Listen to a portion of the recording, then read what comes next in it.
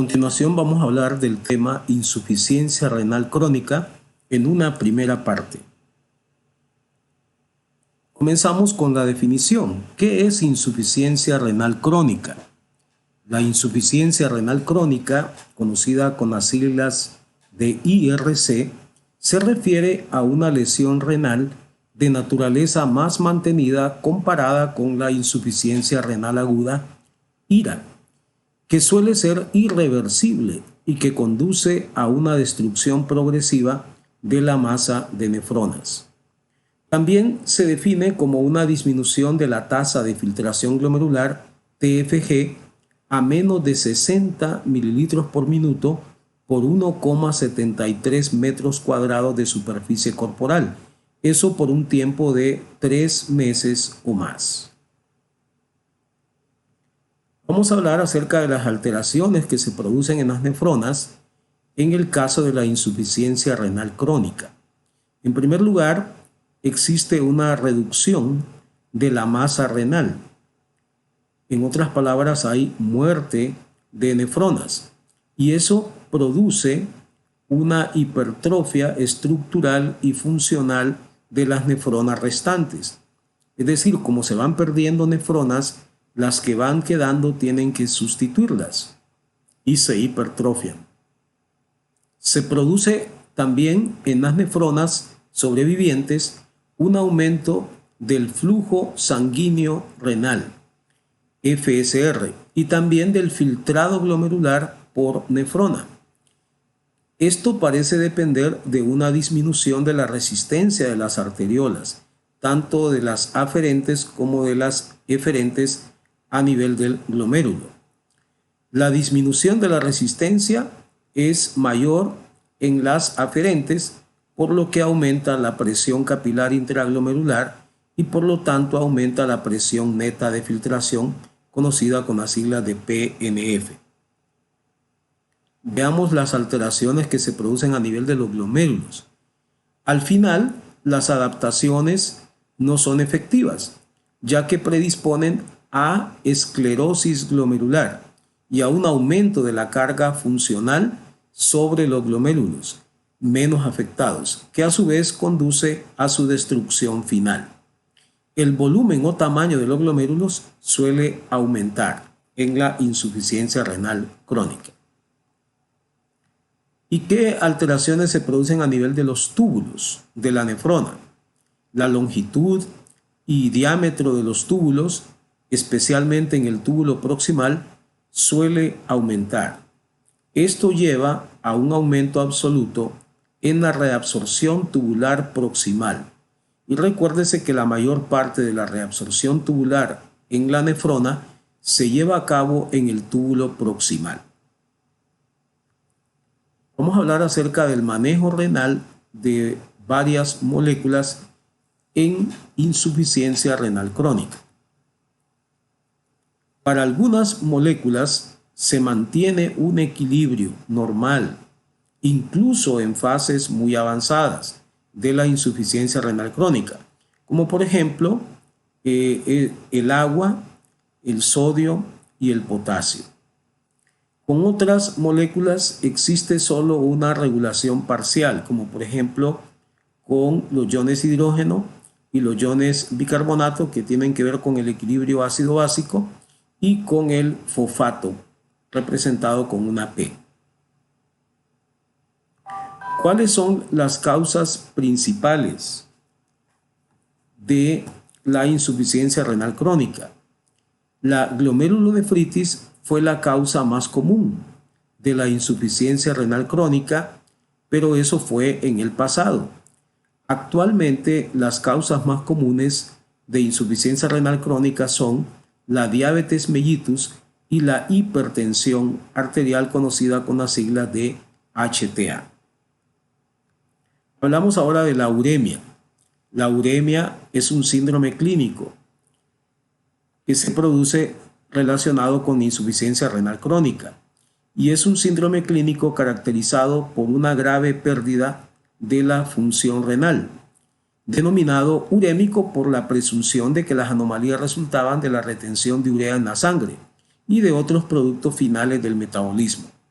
Este síndrome representa más que el exclusivo fracaso de la actividad excretora renal, ya que se alteran funciones metabólicas y endocrinas que son apoyadas por los riñones normalmente. Además, en el síndrome urémico suele haber malnutrición grave, alteraciones del metabolismo de los carbohidratos, de las grasas y de las proteínas y una defectuosa utilización de la energía. Las sustancias que posiblemente actúan más produciendo los efectos tóxicos en el caso de la uremia son productos de la degradación del metabolismo de las proteínas y de los aminoácidos.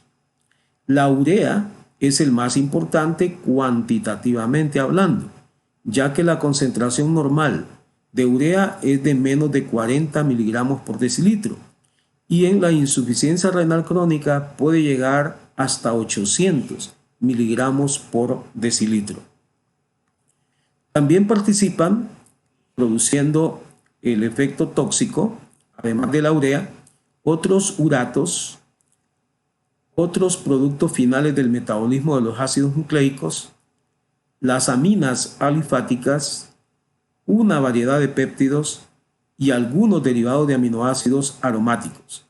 Aquí recordamos cuáles son los aminoácidos aromáticos: el triptófano, la tirosina y la fenilalanina. Hablamos ahora de alteraciones hidroelectrolíticas que se producen en la insuficiencia renal crónica. Los riñones en la insuficiencia renal crónica son capaces de eliminar una cantidad de sodio similar a la ingerida, a pesar de la disminución del sodio filtrado.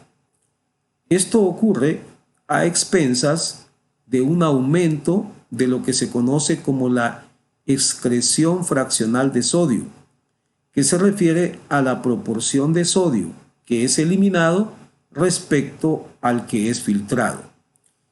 Esta excreción fraccional de sodio en casos de insuficiencia renal crónica aumenta hasta valores de 15 a 20%, siendo lo normal menos de 1%. A pesar de lo anterior, la eliminación de sodio solo puede variar dentro de límites muy estrechos, que van disminuyendo progresivamente a medida que disminuye la tasa de filtración glomerular. Esto último lo que quiere decir es que la persona con insuficiencia renal crónica no puede ingerir mucho sodio o también no puede tener una deficiencia de ingestión de sodio, porque entonces eso sí ya le va a dar problemas. Continuamos con las alteraciones hidroelectrolíticas. En insuficiencia renal crónica existe un defecto de la concentración de la orina. La disminución de la concentración urinaria se manifiesta con la eliminación de mucho volumen de orina, de manera que puede haber poliuria y también puede haber nicturia. Poliuria, eliminación de un volumen de orina mayor que lo normal, y nicturia, eliminación de orina por la noche. La eliminación de potasio por nefrona suele aumentar por disminución de la reabsorción tubular. En fases avanzadas de insuficiencia renal crónica hay un aumento de la eliminación de potasio en las heces.